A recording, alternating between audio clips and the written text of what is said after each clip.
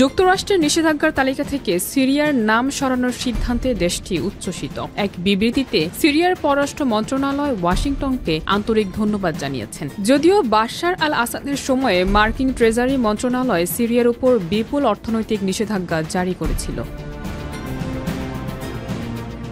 গত ডিসেম্বরে হায়াত তাহরির আল শামস জোটের ঝটিকা অভিযানের ফলে বাশার আল আসাদের সরকার পতিত হয় এবং রাশিয়ায় পালিয়ে যান তিনি। ক্ষমতার শূন্যস্থান পূরণ করে এসটিএস এর শীর্ষ নেতা আহমেদ আল শারা নতুন প্রেসিডেন্ট হন।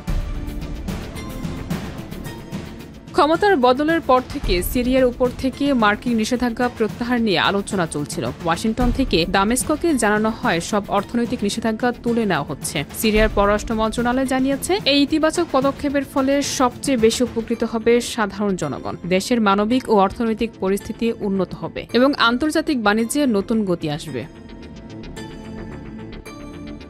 গত মাসে উচ্চ পর্যায়ের একটি মার্কিন প্রতিনিধি দল সিরিয়া সফর করেছিলেন। দলের মধ্যে ছিলেন পার্লামেন্টের সিনেট সদস্য জিয়ান্নেস শাহিন, হাউস অব রিপ্রেজেন্টেটিভের সদস্য জো উইলসন এবং প্রেসিডেন্ট ডোনাল্ড ট্রাম্পের সিরিয়া বিষয়ক বিশেষ দূত টম বারাক।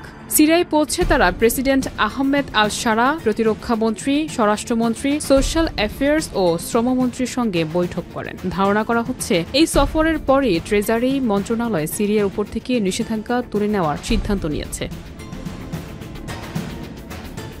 বিশ্লেষকদের মতে এই পদক্ষেপ সিরিয়ার অর্থনৈতিক চাপ কমাবে এবং দেশটির সঙ্গে যুক্তরাষ্ট্র ও আন্তর্জাতিক বাণিজ্যিক সম্পর্ককে নতুন ধারা দেবে। সিরিয়ার সাধারণ জনগণ ইতিবাচক প্রতিক্রিয়া জানাচ্ছে, যা দেশের সামাজিক ও অর্থনৈতিক পরিস্থিতিতে স্বস্তি ও আশা নিয়ে আসবে। আন্তর্জাতিক সম্প্রদায় এই পদক্ষেপকে একটি গুরুত্বপূর্ণ কূটনৈতিক সাফল্য হিসেবে দেখছে।